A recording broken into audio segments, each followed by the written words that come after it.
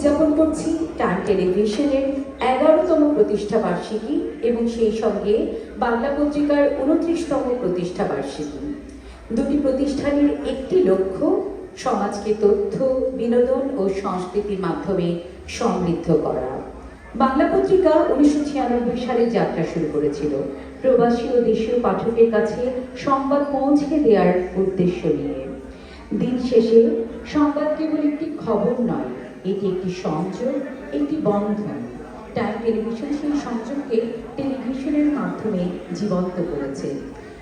প্রতি বছর ধরে আমরা দেখেছি কিভাবে এই দুটি মিডিয়া প্রতিষ্ঠান প্রবাসী বাংলাদেশিদের সমাজের জন্য তথ্য, শিক্ষা, বিনোদনের এক অমূল্য সম্পদ হয়ে উঠেছে।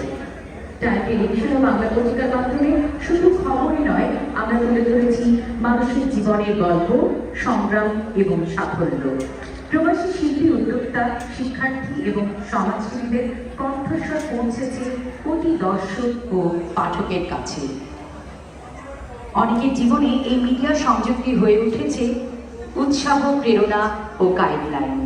আর বাংলা পত্রিকা তার দীর্ঘ পথচলায় দেশের মানুষের জীবন, সংস্কৃতি ও সমাজের নানামুখী বিষয় তুলে ধরে জনগণকে করেছে সচেতন। এই দুই প্রতিষ্ঠানের প্রতিষ্ঠা বার্ষিকী আমরা উদযাপন করেছি সেই সব মুহূর্ত যা আমাদের সমাজকে একত্রিত করেছে।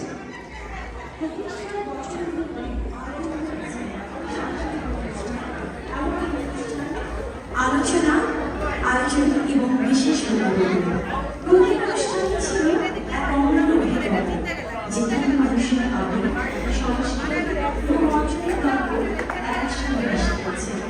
এই বার্ষিকী শুধু উদযাপন নয়, এটি প্রমাণ করে যে আমরা সচেতন, সংযুক্ত ও প্রভাবশালী মিডিয়া হিসেবে আমাদের পথ চলা অব্যাহত রাখব।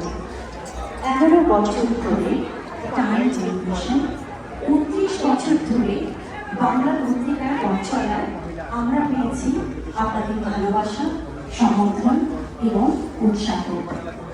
এবারের বার্ষিকীতে আমরা শুধু অতীতকে স্মরণ করি না, বরং নতুন লক্ষ্য ও স্বপ্নের দিকে এগিয়ে যাই।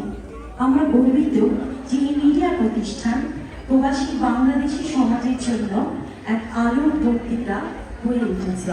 চলুন একসাথে সবগুলো মিলে সংস্কৃতি, ইতিহাস, সমাজের জন্য টাইম টেলিভিশন ওই বাংলা পত্রিকার যাত্রা অব্যাহত থাকুন। আমি মনে করছি আমন্ত্রিত অতিথিবৃন্দ, এবার আমরা বাংলাদেশ এবং আমেরিকার জাতীয় সঙ্গীত বর্বর পরিবেশন করব। আপনাদের সবার কাছে আমাদের বিনীত অনুরোধ জাতীয় সঙ্গীতের গাইতে সম্মান পরিবেশন করব। ধন্যবাদ।